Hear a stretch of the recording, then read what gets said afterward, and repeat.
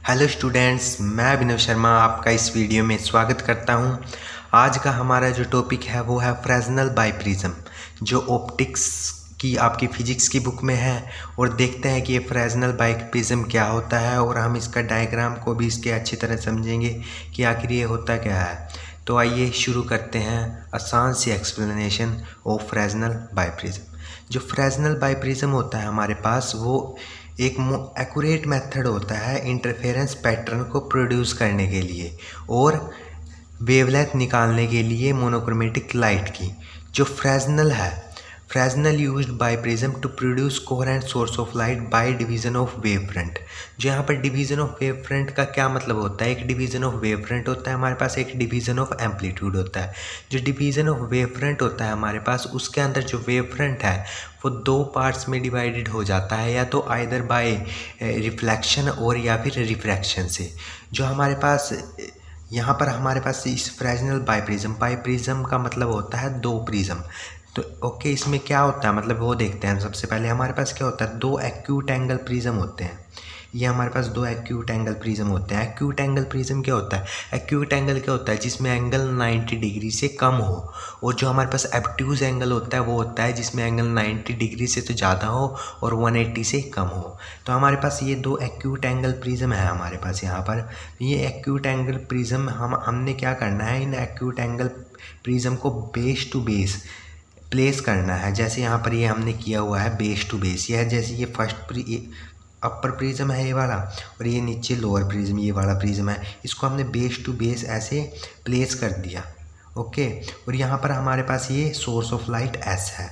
Okay, और यहाँ पर हमारे पास ये स्क्रीन है, ये हमारे पास स्क्रीन है, और हमारे पास ये पॉइंट है। Okay, A B C. अब हमारे पास क्या है, एक बाइप्रिज्म ए बी सी क्या है, कॉम्बिनेशन है दो प्रिज्म का, एक्यूट एंगल प्रिज्म जो बेस टू बेस प्लेस रखे हुए हैं। ओके, और जो हमारे पास ये जब बेस टू बेस दो प्रिज्म रखे हुए हैं, ये प्रिज्म है जो ये एंगल होता है इसका, ये 178 डिग्री होगा, और ये एंगल ऑब्ट्यूज एंगल होगा।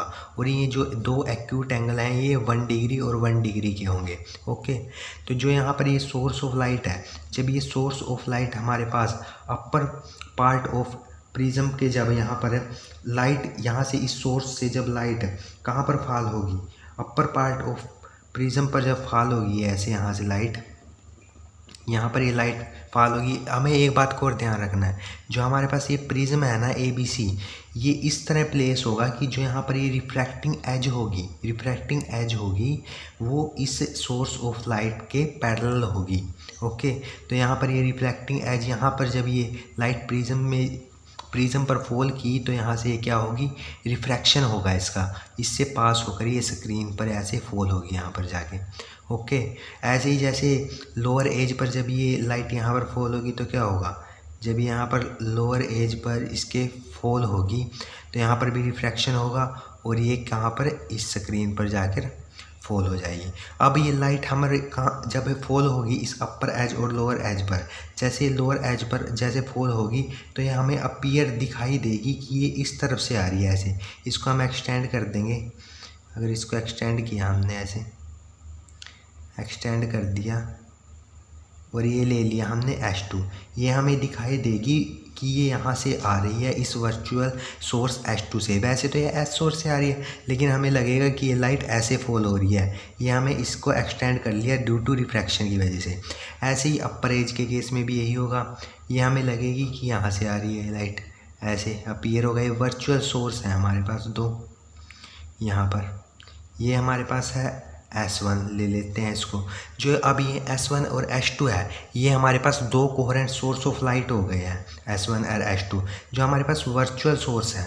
ओके, और जैसे ही लाइट यहाँ पर इस एज पर फॉल होगी तो अपर एज से, अपर जब प्रिज्म पर फॉल होगी तो यहाँ पर से ये डेविएट हो जाएगी ऐसे, और किसी पॉइंट पर फॉल करेगी। जैसे वो पॉइंट ले लेते हैं हम A1 ले लेते हैं, जैसे वो पॉइंट। ओके, और जब ये लोअर एज पर ऐसे फॉल होगी तो यहाँ पर ये क्या होगी, डेविएट होगी, और ये किसी पॉइंट A2 पर फॉल करेगी स्क्रीन पर। ये A2 पॉइंट है हमारे पास कोई। ओके, जब ये सोर्स से यहाँ सर या इस सोर्स से जब ये इस पर फॉल होगी एजिस पर, और ये इस तरह पर, जब ये हमारे पास क्या है यहाँ पर, अगर हमारे पास ये दो कोहेरेंट सोर्स है हमारे पास S1 और S2, ये स्क्रीन है, अगर इस कोहेरेंट सोर्स और इसका डिस्टेंस हमारे पास D है, अगर यहाँ हमारे पास डिस्टेंस D है तो हमारे पास फ्रॉम इंटरफेरेंस फ्रिंजेस जो हमारे पास इक्वल विड्थ की होंगी वो प्रोड्यूस होंगी इस रीजन के बीच। यहाँ पर जैसे ये ले लेते हैं E और ये ले लेते हैं F, यहाँ पर हमारे पास जो फ्रिंजेस प्रोड्यूस होंगी वो इक्वल विड्थ की होंगी। जो हमारे पास जैसे 2 हमारे पास वेव है एक S1 की वजह से, जो हमारे पास इसको भी हम मिला लेते हैं पहले पीछे, यहाँ पर इसको S1 से और इसको ये वाली को इसको यहाँ से, जो S1 की वजह से जो रीज़न बना वो हमारे पास क्या बनेगा, A1 से E बनेगा हमारे पास वो रीज़न, ओके।